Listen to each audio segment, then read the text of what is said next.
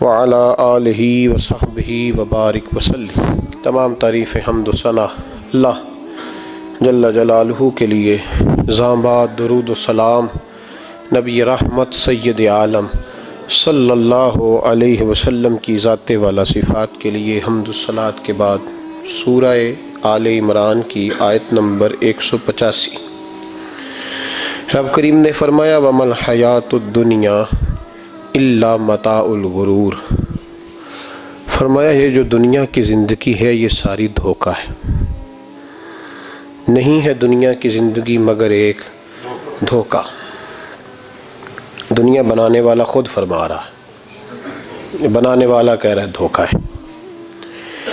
دنیا کو اللہ تعالیٰ نے عمل کی جگہ بنایا ہے، دار الاسباب بنایا ہے، نیکی کرنے بھیجا ہے، حقوق العباد ادا کرنے ہمیں بھیجا ہے، یہاں بیٹھ کر اپنی جنت کی تیاری کرنے کے لیے بھیجا ہے، دوزخ کی آگ کو ٹھنڈا کرنے کے لیے بھیجا ہے۔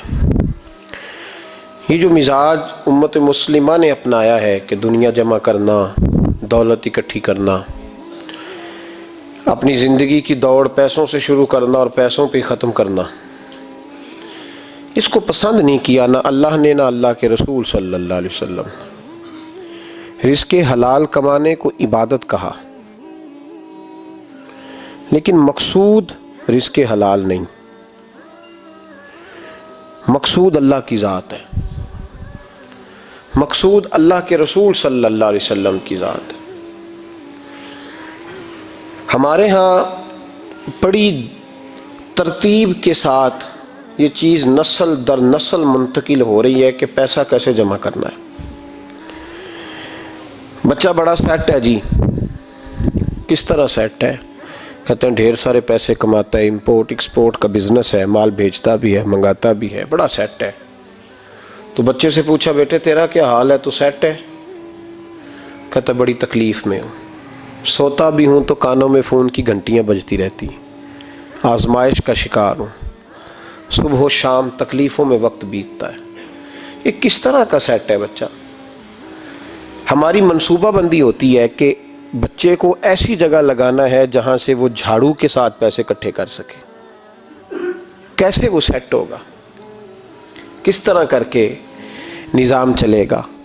رزق حلال کمانے کو حضور صلی اللہ علیہ وسلم نے عبادت کا درجہ دیا ہے۔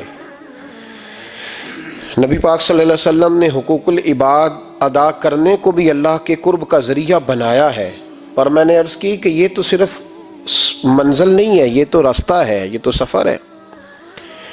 جو لوگ سفر کوئی منزل بنا لیتے ہیں وہ نادان ہوتے ہیں۔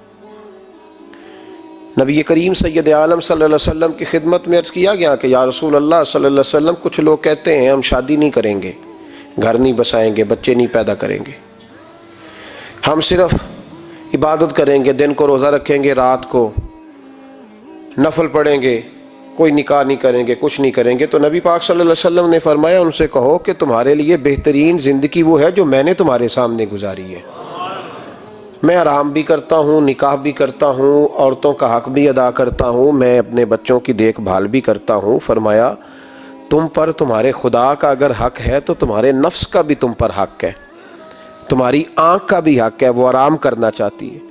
یہ ساری ترتیب ہمیں نبی پاک صلی اللہ علیہ وسلم نے دی، لیکن ہمیں فرمایا کہ مقصود تمہارا خدا ہے، مقصود تمہارے رب کی رضا ہے، تمہارے نبی پاک علیہ السلام کی غلامی تمہاری منزل ہے۔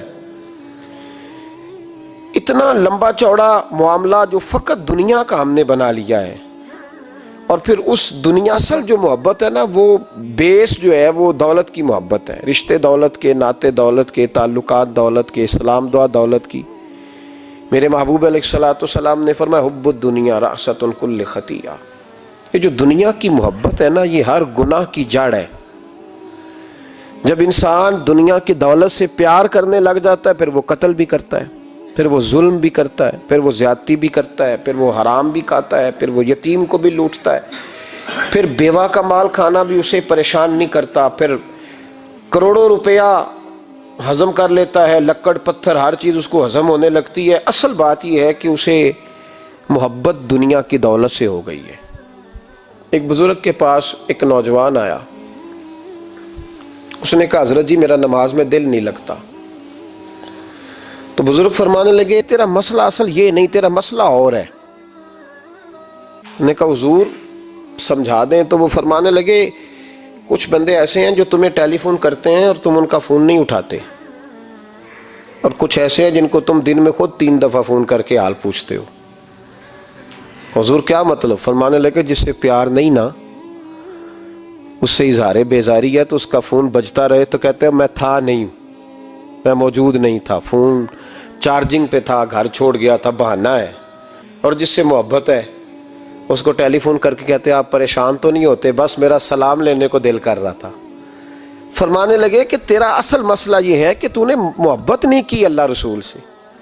اگر تیرا خدا رسول سے پیار ہوتا تو یہ جملہ کیسے آتا کہ نماز کو دل نہیں کرتا؟ پھر تو تیرا تہجد کو بھی دل کرتا، پھر تو تیرا ہر وقت قرآن پاک سینے سے چمٹائے رکھنے کو دل کرتا. اس لیے کہ تیرا مقصود اللہ کی ذات ہوتی.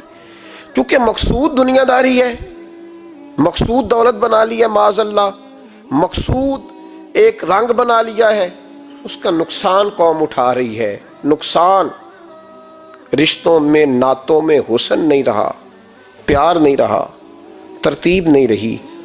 ایک ناروے سے دوست نے فون کیا، مجھے کہنے لگے آپ بڑی تقریریں کرتے ہیں، کوئی ہمارے حق میں بھی کر دو. تو میں نے کہا کہ آپ کو کیا ہے؟ کہنے لگے آپ پردیسیوں کی مجبوریاں نہیں سمجھتے. میں نے کہا کیا ہوا؟ کہنے لگے حضرت جی شکوہ ہے کہ ہمارے اپنے ہمیں جب بھی فون کرتے ہیں وہ یہ نہیں پوچھتے کہ شام کا کھانا کھایا ہے کہ نہیں کھایا. وہ کہتے ہیں شادی آ گئی ہے تو جلدی کرو، پیسے بھیج دو، فٹافٹ کرو. کہتے ہیں کبھی کسی نے ہم سے ہمارا حال ہی نہیں پوچھا، کبھی کسی نے یہ غور ہی نہیں کیا کہ وہ پردیس میں گیا ہے اور انشاءاللہ پردیسی کوئی بھی نہ تھی وے ککھ جنا تو پارے تاڑی مار اڑا نہ باہو اسی آپ ہی اڈن ہارے. تو تیار بیٹھے ہیں، حال ہی کوئی نہیں پردیس میں.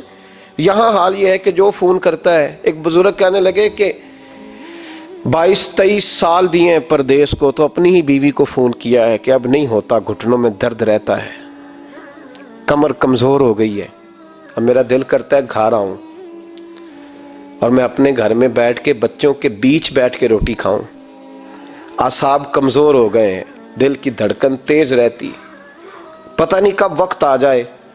تو کہتے ہیں میری بیوی جسے میرے دکھ سکھ کا ساتھی ہونا چاہیے، وہ کہتی ہے چلیں 3-4 سال اور لگا لیں پھر آ جانا. وہ بھائی کیا اس شخص کے ساتھ کیا تعلق ہے؟ اس کا بھائی اسے فون کرتا ہے تو کہتا ہے میں پیسے دے دوں گا، جب آؤ نا تو ایک موبائل ضرور لے آنا. اس کو لوگ فون کرتے ہیں، رابطہ کرتے ہیں کہ جناب وہ ایک چھوٹی سی چیز، وہ میں پیسے دے دوں گا. تو پیسے دینے ہیں تو یہاں سے کون سی چیز نہیں ملتی؟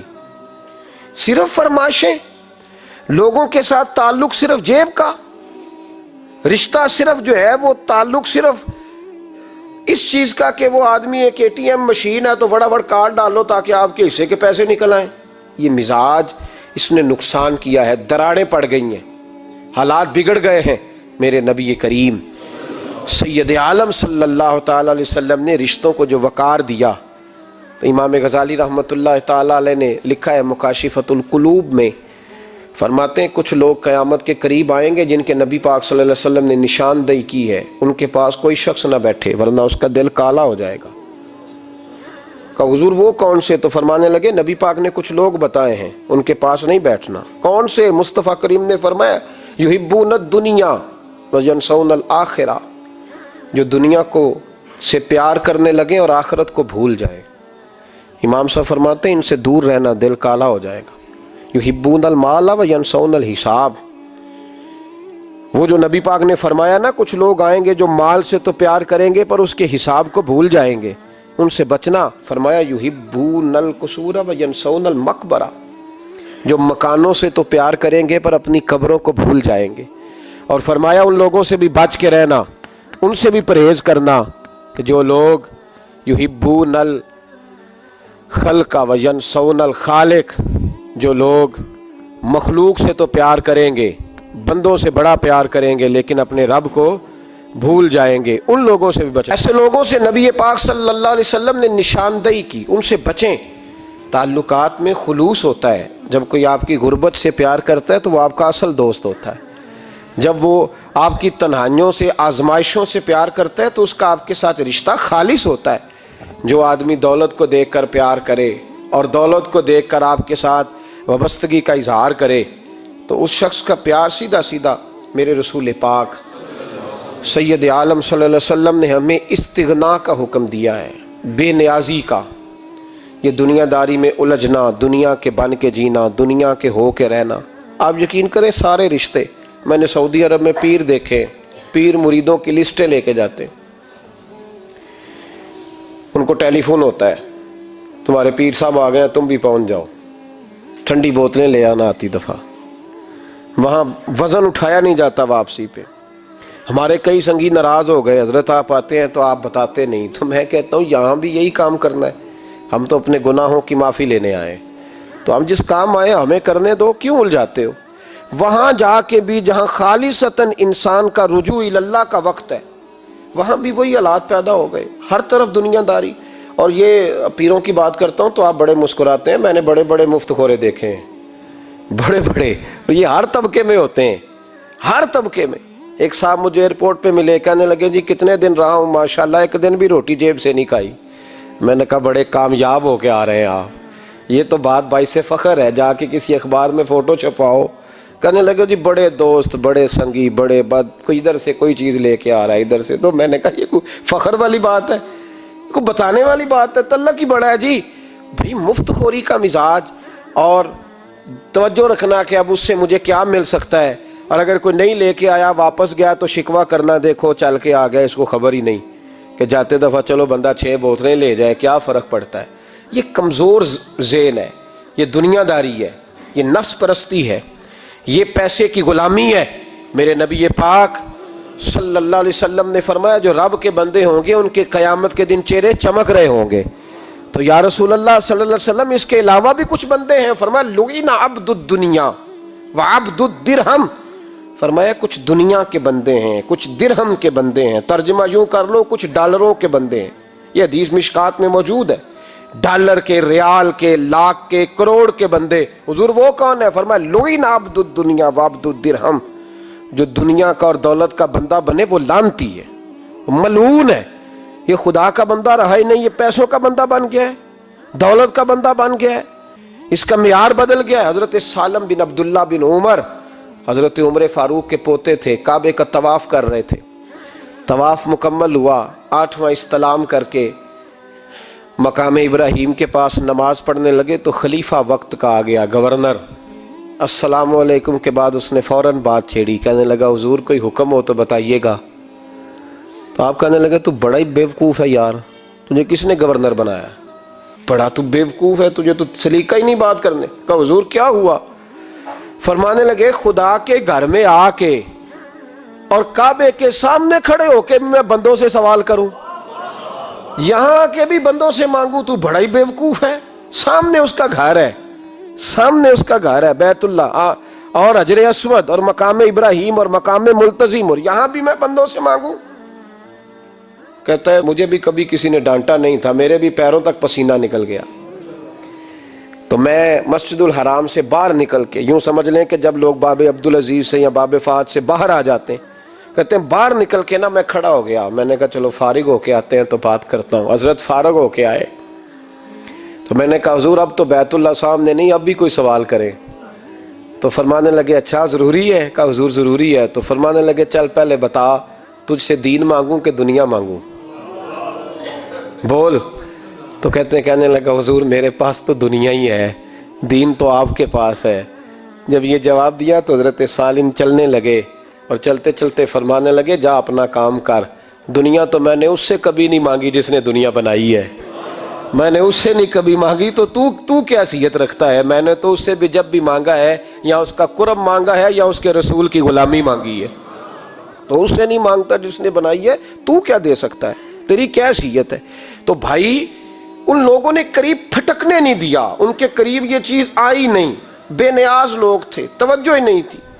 حضرت محبوب سبحانی غوث اعظم شیخ عبد القادر جیلانی رضی اللہ تعالیٰ عنہ، آپ ایک کاروبار بھی کرتے تھے، تو آپ کا کچھ مال آ رہا تھا جہاز کے ذریعے، ایک بندے نے خبر دی کان میں حضور جہاز ڈوب گیا، فرمانے لگے الحمدللہ، الحمدللہ۔ ڈوب گیا جناب، یہاں جہاز ڈوب جائے تو بندہ بھی ڈوب جاتا ہے۔ کہتے ہیں صاحب انتقال کر گئے، 10 لاکھ کا نقصان ہو گیا تھا، مال ڈوب گیا پورا جہاز ہی۔ فرمایا الحمدللہ، اور تم نے جلدی کی خبر دینے میں سبق پڑھا رہا تھا، کیوں مجھے دخل اندازی دی تم نے میرے کام میں، کیوں دخل اندازی کی؟ سب الحمدللہ۔ تھوڑی دیر کے بعد اس نے پھر کان میں کہا حضور وہ غلط خبر تھی، جہاز بچ گیا۔ فرمانے لگے الحمدللہ۔ پھر شاگردوں سے کہنے لگے میرا چہرہ دیکھ رہے تھے پہلی خبر کے بعد بھی، اس خبر کے بعد بھی؟ کہا حضور دیکھ رہے تھے۔ فرمایا کوئی تبدیلی تو نہیں آئی؟ کہا حضور نہیں۔ فرمانے لگے شکر الحمدللہ، رب نے میرا دل دولت سے نہیں جوڑا، اپنی ذات کے ساتھ جوڑ کے رکھا ہوا ہے، تبدیلی تو نہیں آئی۔ یہاں تو ٹینشن ہی ٹینشن ہے، ڈپریشن ہی ڈپریشن۔ اور بات کس کی ٹینشن ہے؟ پیسے کوئی نہیں، دولت کوئی نہیں، کوئی چکر چل جائے نا کبھی، اس سے بھی کبھی پوچھ جس کے پاس ہے وہ تجھ سے زیادہ غریب ہے، اس سے کبھی پوچھ وہ تجھ سے زیادہ آزمائش میں ہے۔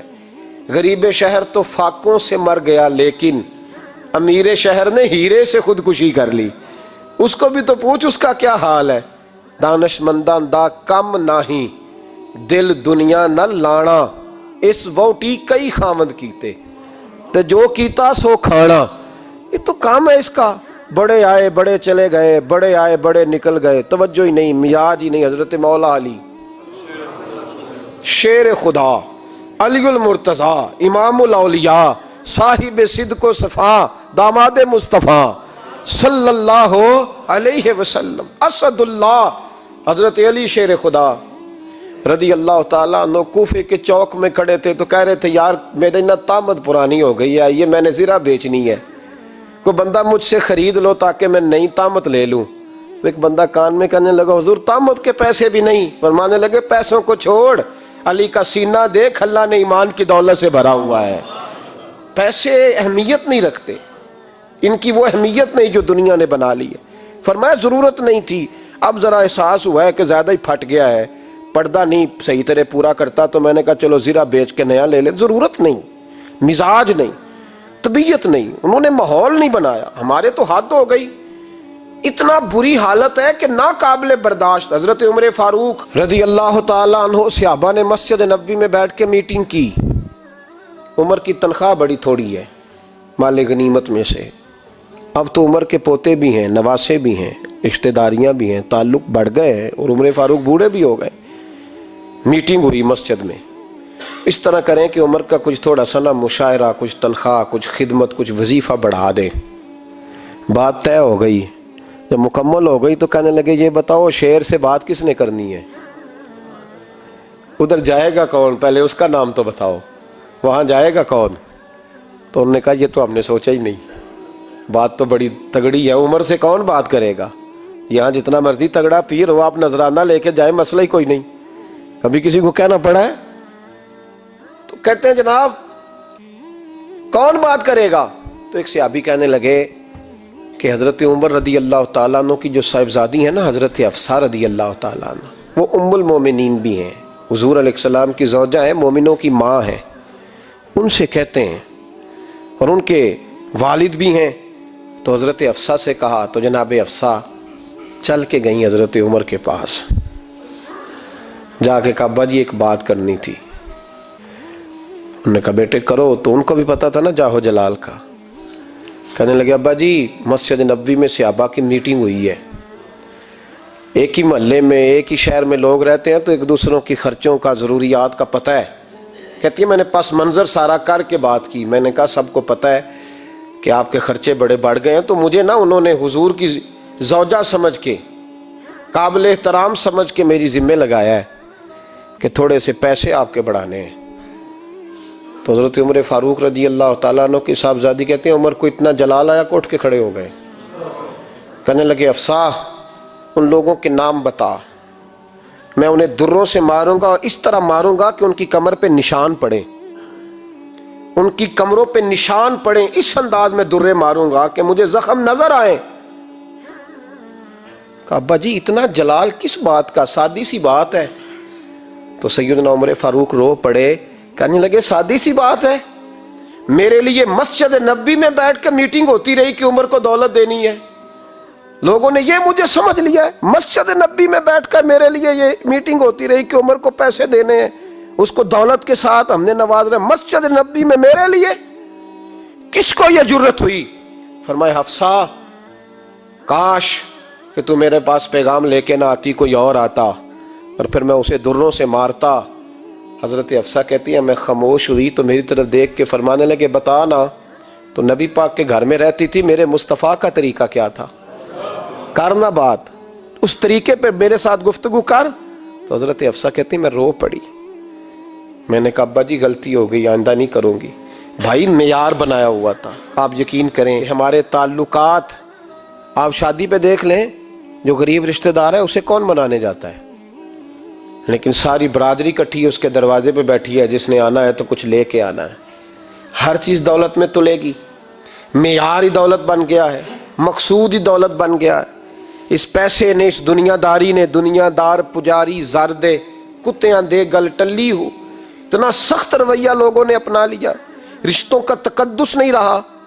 ایک مجلس میں میں نے ایسا رنگ بھی دیکھا، ایک ایسا شخص جسے میں ذاتی طور پہ جانتا ہوں کہ عالم بھی ہے، پرہیزگار بھی ہے، نیک بھی ہے، وہ بھی بیٹھا تھا اور اس کے ساتھ ایک سیٹھ بھی بیٹھا تھا، لیکن جو لوگوں کا عقیدت کا رشتہ اس درویش کے ساتھ ہونا چاہیے تھا وہ سیٹھ کے ساتھ تھا۔ تو میں غور کر رہا تھا کہ یار قوم کا ذہن کس طرح کا ہو گیا، صرف اس کے ہاتھ میں پیسے، صرف دولت مند ہے، اس آدمی کی درویشی بھی گئی، علم بھی گیا، تقویٰ بھی گیا، صرف پیسے نہیں ہے اس کے پاس تو وہ کونے میں لگا ہوا ہے اور اس سے لوگ بچ بچ کے سلام۔ اور میں کہا کرتا ہوں عقیدت کا پتہ چلتا ہی تب ہے جب اجتماع ہوتا ہے، اکیلے درویش بیٹھے ہیں تو سب جھک کے سلام لیتے ہیں، اور جب وہ 2 MNA کے بیچ، 3 MPA کے بیچ، 5-7 سیٹھوں کے بیچ بیٹھے گا پھر تیری عقیدت کا پتہ چلے گا، پھر پتہ چلے گا تیرا اللہ کے بندے سے رشتہ کس طرح کا ہے اور دولت کے بندے کے ساتھ رشتہ کس طرح کا۔ ہمارے رویوں کے اندر یہ فرق ہے کہ ہم اس وقت آدمی کو تولتے ہیں کہ اس کے پاس دولت کس طرح کی ہے۔ وقت کے امیر تھے حضرت عمر بن عبدالعزیز، توجہ ہے میری بات پر؟ حضرت عمر بن عبدالعزیز بادشاہ تھے۔ اب ہم لوگوں نے بھی بچوں کا بہانہ لگایا ہوا ہے نا، بس جی وہ میں چاہتا ہوں بچوں کا کچھ بن جائے، تو بچے بالغ ہو گئے تو کرانا رجسٹریاں ان کے نام، فارغ ہو جاؤ، آ جاؤ مسجد میں چھوڑو، لیکن پھر بھی کنجیاں دینے کو دل نہیں کرتا، پھر بھی بابا جی کی پیالیوں سے مرنے کے بعد پیسے نکلتے ہیں، پھر بھی ان کے تکیے کے بیچ سے بھی کچھ وہ نوٹ نکل آتے ہیں جو اب چلتے بھی نہیں، گزر گیا زمانہ، جو لگتے ہی نہیں۔ بزرگ ناراض نہ ہو جائیں، لیکن جو بات کر رہا ہوں بہرحال اس کے پیچھے کچھ پس منظر ہے، یہ بھی بہانہ ہے۔ بینک بیلنس اپنے نام، زمین جائیداد ساری اپنے نام، اور کمائی کس کے لیے کر رہا ہے؟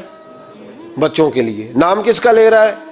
بچوں کا۔ یہ کس طرح کا بچوں؟ بہانہ نہ لگاؤ، صاف کہو کہ اپنے لیے کما رہا ہوں، صاف کہو۔ کیوں بچوں کا نام لیتے ہو جب ہر چیز کی کنجی تو رکھی ہوئی ہے باندھ کے اپنے ساتھ؟ حضرت عمر بن عبدالعزیز بادشاہ تھے، آواز دی، گھر میں بیٹھے، بیٹی پانی کا پیالہ تو لاؤ۔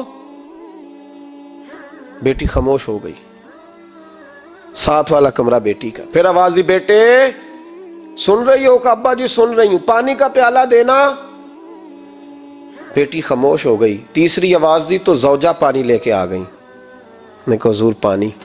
حضرت عمر بن عبدالعزیز کو غصہ آیا، کہنے لگے بچے کس لیے ہیں، وہ خود کیوں نہیں آئی؟ اب اتنی نافرمان ہو گئی ہے کہ ایک پیالہ پانی کا باپ کو نہیں دے سکتی، کیوں نہیں آئی؟ تو زوجہ کہنے لگی چلیں درگزر کریں۔ اس نے کہا ابا کو نہیں بتانا، پی لے۔ کیوں نہیں بتانا؟ بتاؤ کیوں نہیں آئی؟ میں نے اس کو پکارا تھا، تمہیں پکارتا تو تم آتی، تمہیں بتانا پڑے گا۔ جب بات ذرا آگے بڑھی تو ماں تھی نا، بات بیٹی کی تھی، تو اماں رو پڑی، آنکھوں میں آنسو آئے۔ کہا کیوں روئی ہو؟ کہنے لگی بیٹی کا پجامہ پھٹ گیا، دوسرا ہے نہیں، اور آپ لے کے بھی نہیں دیتے، کمرے میں بیٹھ کے تو پجامہ سی رہی ہے، تو کہہ رہی تھی ابا کو بتانا نا، انہیں تکلیف ہوگی۔ تو وہ اس کے پاس دوسرا ہوتا تو آ جاتی، ایک ہی تھا، تو اس لیے نہیں آئی۔ حضرت عمر بن عبدالعزیز اٹھے، سر سجدے میں رکھا، کہنے لگے یا اللہ تیرا شکر ہے، تو نے میرے بچوں کو بقدر ضرورت روزی عطا فرمائی ہے، یا اللہ تیرا شکر ہے۔ ایک روایت میں نے پڑھی، کلیجہ منہ کو آیا، مصطفیٰ کریم بیٹھے تھے، تو سیدہ عائشہ صدیقہ رضی اللہ تعالیٰ نے عرض کی یا رسول اللہ صلی اللہ علیہ وسلم وہ دیکھیں سیدہ فاطمہ آ گئی ہیں۔ وہ دیکھیں بی بی صاحبہ بغیر بتائے آ گئیں. حضرت فاطمہ الزہرا آئی تو حضور نے فرمایا فاطمہ بغیر اطلاع کے. حضور چھوٹا سا کام تھا. کیسے آئی ہو؟ تو بی بی صاحبہ نے نا عورتوں کا پلو ہوتا ہے نا چادر کا، پلو کھولا تو ایک روٹی بندھی ہوئی تھی. ایک روٹی چادر میں، یہاں لوگ زیور باندھتے ہیں، دولت باندھتے ہیں، ایک روٹی حضرت فاطمہ نے پلو میں باندھی، کھول کے پیش کی. کہا بیٹے یہ کیا ہے؟ کہا ابا جی کئی دنوں سے گھر میں روٹی نہیں پکی تھی، آج علی کچھ جون لائے تھے، پیسے ہیں، چند روٹیاں بنی ہیں، تو بچوں نے تو کھا لی ہے، تو میرے سامنے بھی ایک روٹی آئی تھی، میں نے لقمہ توڑا ہے تو مجھے خیال آیا پتہ نہیں مصطفیٰ نے کھایا ہے کہ نہیں کھایا، پتہ نہیں حضور نے روٹی کھائی ہے کہ نہیں، میں لے کے حاضر ہو گئی ہوں، مہربانی فرمائیں. تو فرمایا بیٹے بیٹھ جا. حضرت فاطمہ بھی بیٹھ گئیں. سیدہ عائشہ کہتی ہیں حضور بھی بیٹھ گئے. فرمایا فاطمہ کتنے دنوں سے نہیں کھایا؟ عرض کی حضور 3 دن سے. فرمایا بیٹے میں نے 5 دن سے نہیں کھایا. آ جا. دونوں باپ بیٹی مل کے کھاتے ہیں. روٹی 2 حصوں میں حضور نے بانٹی. فرمایا چل آدھی تو کھا آدھی میں کھاتا ہوں. حضرت فاطمہ نے لقمہ توڑ کے منہ میں رکھا تو رو پڑی. حضور 5 دن سے نہیں کھائی. فرمایا بیٹے چپ کر، ہمارا دنیا سے کیا تعلق، ایک پل رہ گیا ہے، بس اللہ پھر جنت کی ساری نعمتیں عطا فرما. رونے والی بات ہی نہیں ہے اس میں، بس ہمارا کیا تعلق، ایک پل ہے، پھر مالک بڑا کچھ عطا کرے گا. او بھائی جو کائنات کے مالک و مختار تھے، جو ابرو کا اشارہ کرے تو حضرت جبریل جنت کی نعمتیں لے کے آ جائیں، انہوں نے تو دنیا کی جانب توجہ ہی نہیں کی، ان کا تو خیال ہی نہیں آیا. دنیا ہی دنیا، دولت ہی دولت، ہر آدمی دولت کے ترازو میں تلنے لگا ہے. اب تو کلیجہ پھٹتا ہے. اب تو لوگ پوچھتے ہیں، اور میں کبھی کبھی بڑا مجبور ہوتا ہوں، آزمائش میں آ جاتا ہوں. لوگ کہتے ہیں جناب آپ سے کچھ قرآن کی آیات سننی ہے، آپ کتنے پیسے لیں گے؟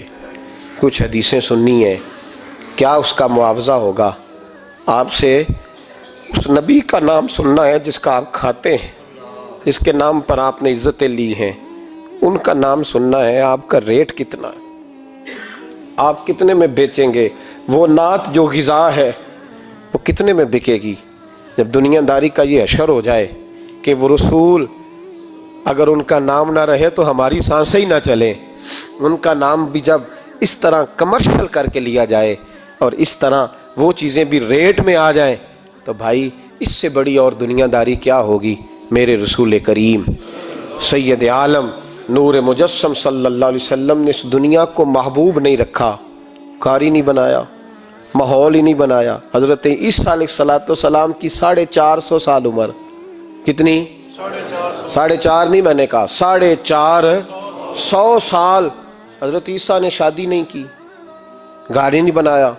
ایک پیالہ ہوتا تھا پانی پینے کا، ایک تکیہ ہوتا تھا. ایک دن ایک بندے کو دیکھا کہ وہ بازو کا تکیہ بنا کے سو رہا ہے، تو حضرت عیسیٰ نے وہ تکیہ بھی خیرات کر دیا، کہنے لگے اس کے بغیر بھی کام چل جائے گا. ایک پیالہ تھا پانی پینے کا، ایک دن دیکھا ایک آدمی چلو میں پانی پی رہا تو وہ پیالہ بھی اللہ کے راستے میں دے دیا، کہنے لگے اس کے بغیر بھی کام چلتا ہے. کسی نے کہا نکاح کیوں نہیں کرتے، گھر کیوں نہیں بساتے؟ تو فرمانے لگے 450 سال تو عمر ہے، اللہ کو راضی کروں کہ گھر بساؤں، سجدے کروں یا میں دنیا داری کروں؟ بھائی اسلام نے آپ کے لیے سہولت کر دی، میرے لیے آسانی کر دی کہ تیرا بچے پالنا بھی عبادت ہے، تیرا گھر بار چلانا بھی دینداری ہے، لیکن مقصود نہ اس کو بنا، اس کو مقصود نہ بنا، دنیا داری میں اتنا الجھ نہ، بقدر ضرورت لے، اس طرح کا رویہ اختیار نہ کر. اور ایسا ہو سکتا ہے ابھی چند سال ہوئے مولانا عبدالستار خان نیازی علیہ رحمہ نے پردہ کیا، وفاقی وزیر رہا وہ شخص، زمانہ بتایا، پاکستان کی میلی سیاست کے اندر رہ کے وقت گزارا، لیکن جب ان کا جنازہ اٹھا تو ان کے اکاؤنٹ میں اتنے پیسے نہیں تھے کہ کفن کا کپڑا بھی خریدا جا سکے، کفن کے کپڑے کا بھی پیسہ نہیں تھا. او بھائی یہ لوگ ہیں یار، وفاقی درجے کا شخص ہو کے گزرے اور وزارتیں اس کے آگے پیچھے بھاگیں، اور ہر الیکشن میں وہ بندہ ایم کی سیٹ جیت جائے، اور پھر رخصتی کا وقت آئے تو اس کا حال یہ ہو کہ کوئی شخص کہے کہ چلو 250 اکاؤنٹ سے نکلا ہے تو باقی مجھ سے لے لو تاکہ کفن کا بندوبست ہو سکے. اس کا مطلب ہے کہ آج بھی یہ رنگ ہوتا ہے. اور وہ پگڑی تگڑی باندھتے تھے, سوٹ اعلیٰ پہنتے تھے, تو لوگ کہتے تھے یہ کیوں کرتے ہو؟ فرماتے میں مصطفیٰ کا فقیر ہوں, لوگ تو نہ مجھے فقیر سمجھے, ایسا تو نہ ہو دنیا دینے لگ جائے کہ حضرت کے پاس پہننے کو کپڑا نہیں تو چلو کچھ دو. میں اپنے پردے اپنے اللہ کے ساتھ رکھنا چاہتا ہوں. بھائیو, ان لوگوں نے وقار کے ساتھ وقت گزارا. اس انداز سے تھوڑا باہر آؤ.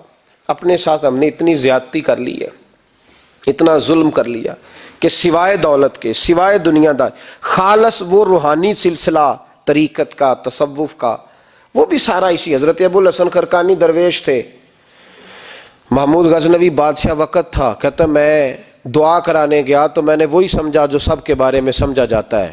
گفٹ پہلے لے گیا, میں نے کہا 2 تھیلیاں شرفیوں کی لے جاتا ہوں, بابا دعا صحیح کر دے گا, نذرانہ نہیں سود ہے پیران حرم کا. تو کہتے ہیں 2 اشرفیوں کی تھیلیاں پہلے لے گیا کہ رکھوں گا تو بابا میرے حق میں نرم ہو جائے گا. میں نے وہ اب ذہن یہ بنا کے گیا تھا. حضرت اب کیا کر رہے ہیں؟ جمعے کا دن تھا تو کچھ سالکین طریقت مریدین جھاڑو لگا رہے تھے, تو سر میں کھجلی ہوئی تو پگڑی اتار کے ایک مرید سے کہنے لگے دیکھ کہیں جمعے تو نہیں پڑ گئی. تو ایک جمعے دیکھ رہا ہے, وہ کہتا ہے میں جمعے دیکھ رہا تھا, حضرت نے سر جھکایا ہوا تھا تو محمود غزنوی داخل ہو گیا. تو جو جمعے نکالنے والا کہنے لگا او ہو, فرمانے لگے کیا ہوا؟ کہا حضور بادشاہ آ گیا. کہنے لگے چھوڑ, بادشاہ تو آتے جاتے رہتے ہیں, میں نے سمجھا تھا کوئی تگڑی سی جوں تیرے ہاتھ لگ گئی ہے, تو نے تو اس طرح کر کے شور مچایا جیسے بڑا کوئی انقلاب. بادشاہ آتے جاتے رہتے, بندہ یہ کیا ہو گیا, جوں دیکھ دھیان سے. تو محمود کہتا ہے میں تو دنیا دار قسم کا صوفی سمجھ کے آیا. تھیلیاں بھی شرفیوں کی رکھیں, تو بابا جی سے دعا کے لیے کہا میں سومناتھ کے مندر فتح کرنے جا رہا ہوں, دعا کرنا. تو بابا جی نے اندر سے کرتا منگایا,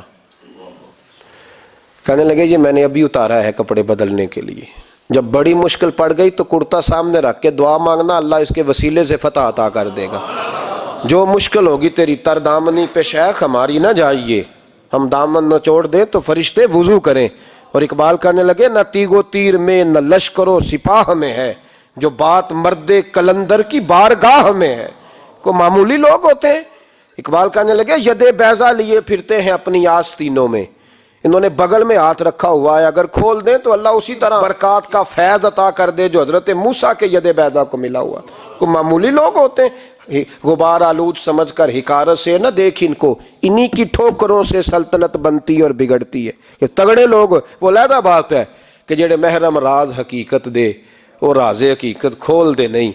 جنہ ویکھیا نہیں ہو کرن گلاں, جنہ ویکھ لیا ہو تے بول دے ہی نہیں. یہ بات علیحدہ ہے کہ وہ بیان کرنا پسند نہیں کرتے, پردوں میں چھپے رہتے ہیں, ورنہ تو اللہ نے بڑے اعزازات دیے ہوتے ہیں. تو محمود کہنے لگا کہ بابا جی نے دعا کی اللہ اگر اس کی نیت صحیح ہے تو اسے کامیابی عطا کرنا, اس کی مدد کرنا. مجھے کہنے لگے کچھ کھائے گا؟ میں نے کہا کھانا ہے. تو کہنے لگے بادشاہ کے لیے وہ کھانا لانا جو سویرے میں نے کھایا ہے.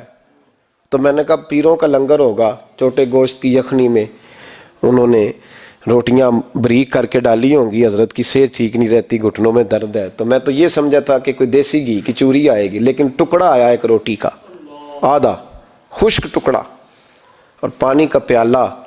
تو کہتے ہیں میں نے اس کو کاٹ کے نا دانتوں کے ساتھ, جب نگلنا چاہ تو یہاں اڑ گیا میرے گلے میں. کبھی اس طرح کا کھانا کھایا ہی نہیں تھا. تو کہتے ہیں حضرت نے 2 شرفیوں کی تھیلیاں اٹھا کے میری طرف پھینکی, کہنے لگے جس طرح ہمارا کھانا تیرے گلے میں اڑ گیا, تیری دولت بھی ہمارے گلے میں اڑ جائے گی, اٹھ اور نکل, اللہ خیر کرے. کہتے ہیں میرے دل نے گواہی دی کہ یار یہ عام دنیا دار نہیں, یہ رب کریم کا بندہ ہے. کہتے ہیں اب جب میں پہلے انہوں نے کوئی لفٹ ہی نہیں کرائی جب گیا, اب جب میں جانے لگا نا اٹھ کے واپس, تو حضرت اٹھ کے میرا استقبال کیا. مجھے سواری تک چھوڑنے گئے تو میں نے کہا حضور جب آیا تھا آپ نے منہ ہی نہیں لگایا, اور جب جانے لگا تو اتنا اعزاز. فرمانے لگے جب تو آیا تھا تو بھی تو یہی سوچ رہا تھا نا کہ 2 شرفیاں دوں گا تو بابا نرم ہو جائے گا, تو میں تجھے کیوں پروٹوکول دیتا. اب جاتی دفعہ تیرے دل نے بھی گواہی دی ہے کہ یہ کوئی دنیا دار نہیں, یہ رب کا بندہ ہے. تو رب کے بندے کے پاس آئے تو تیری عزت نہ کروں. عرض یہ کرنا چاہ رہا ہوں کہ اتنی لمبی چوڑی دنیا داری اس کو مقصود نہ بناؤ. یہ جب مقصود بن جاتی ہے تو بے کیف سجدے, بے سرور زندگی, کسی کا پیار نہیں رہتا. غریبوں کے بارے میں بھی لوگ تبصرہ کرتے ہیں, ہم سے نہیں غریب پالے جاتے, کمائے محنت کرے کھائے, پھر لوگ دھتکارتے ہیں. پھر لوگوں کے اندر سختی آتی ہے جب مقصود دولت ہوتی ہے, اور جب مقصود اللہ کی رضا ہوتی ہے پھر اللہ انسانوں کے دلوں کو نرمی عطا فرماتا ہے. اس کو مقصود نہ بناؤ, اس کو مقصود خدا کی ذات، اللہ کی ذات، فکر آخرت، قرآن سینے سے رہے، اور زبان پر جو چیز ہر وقت جاری رہے وہ رسول اللہ کا درود و سلام۔ باقی چیزوں کو مقصد نہ بنائیں۔ یہ دنیا مقصد بن گئی تو یہ زندگی کو کھڑا کر دے گی، جام کر دے گی، پھر آگے پیچھے کچھ نہیں ہوگا۔